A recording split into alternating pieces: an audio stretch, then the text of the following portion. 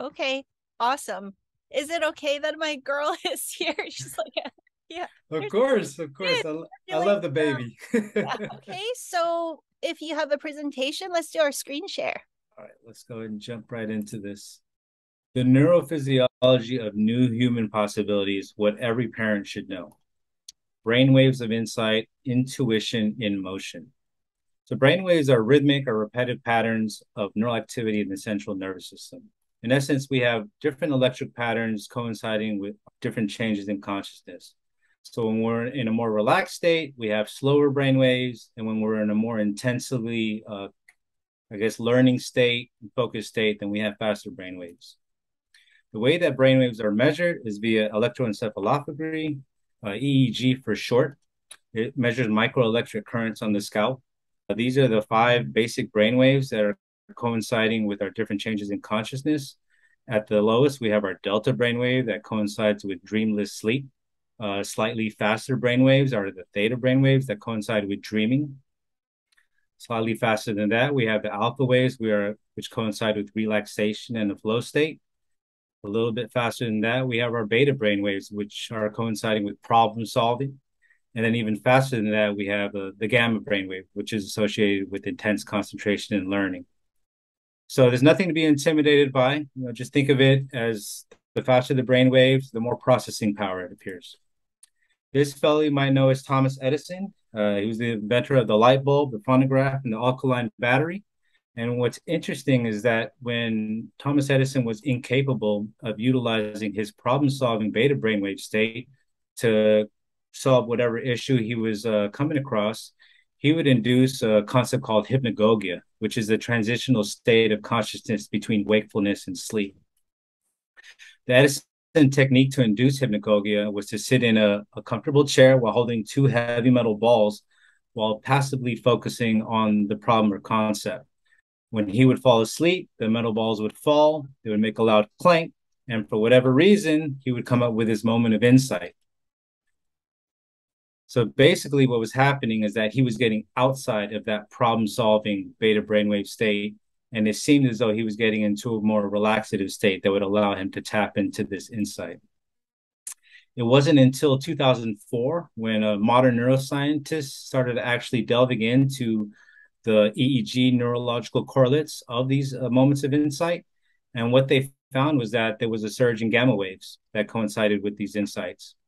This fellow right here is named Dr. John Cunios from Drexel University, and he would take part in that study, as well as this 2009 seminal study titled The Aha Moment, the Cognitive Neuroscience of Insight. And what he would use is EEG and fMRI technology to really dig into what was going on into the brain during these aha moments. And what they found, similarly like the 2004 study, was that there was a faster processing in the gamma wave. This here is taken from the 2009 study. This magenta line right here indicates the alpha wave. This green line here indicates the gamma wave. And this yellow arrow at the bottom indicates the moment of insight.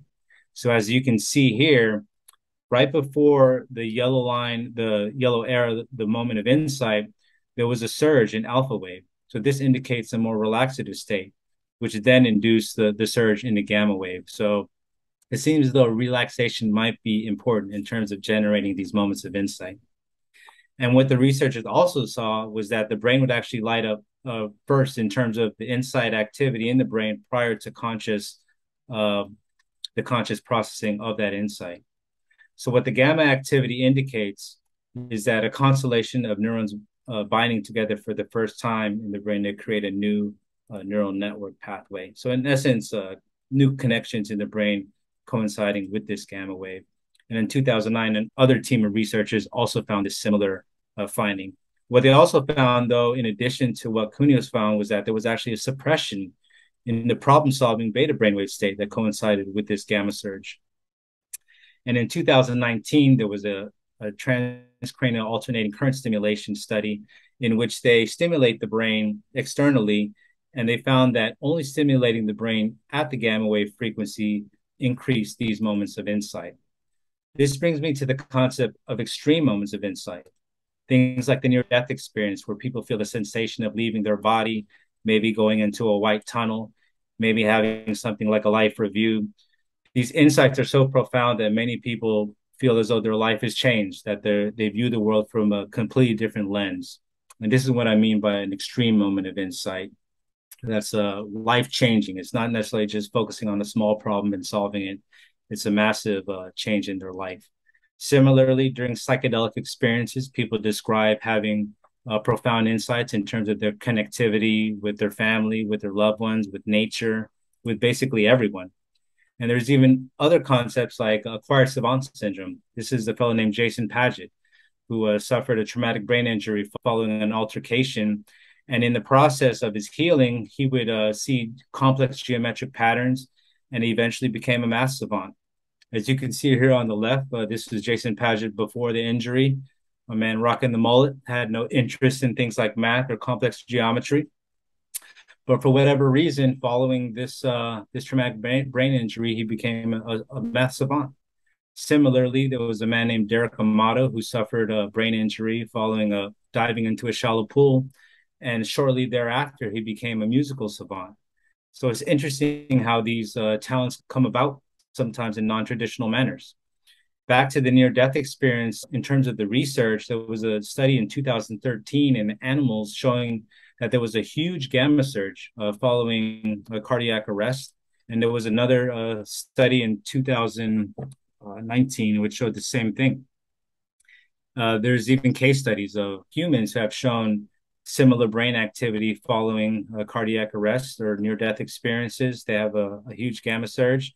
And even earlier this year in 2022, this was a by chance study that made global media headlines, where they just happened to have an 87-year-old man hooked up to an EEG just prior to him transitioning from this life into the next. And just like the animal studies and the human case studies, they saw a huge global gamma wave take place prior to his transition. So it makes you wonder whether these near-death experiences are offering deeper insights into the nature of reality based on just the consistency of looking at gamma waves and the importance in terms of aha moments and just the basic moments of insight. Maybe they are having deeper looks into profound insights. And in terms of the psychedelic research, in terms of DMT, they've seen a huge surge in gamma following the ingestion of DMT. And this gamma wave coincided with the mystical type experiences. And they saw the similar things in ayahuasca. So it makes you wonder, once again, whether these are purely hallucinatory phenomena of the mind, or whether there is something real taking place in terms of the insight taking place during the psychedelic experience. There's less research regarding acquired savant syndrome or savant syndromes in general, but there is research indicating that a suppression of the left frontal lobe can actually induce savant-like skills in regular people. And periphery research indicates that suppression of the left frontal lobe can actually induce increased activity in the right frontal temporal lobe, possibly correlating with the gamma wave spike, but there needs to be more research into this. So what about the kids? Obviously, I've been talking a lot about brainwaves and altered states of consciousness and things of that nature, but this isn't a discussion about that. This is a discussion about kids and education and the potentiality to optimize the way that these kids learn and grow and become adults and basically change the world in the process. What's interesting is that the brains of kids are extremely different than that.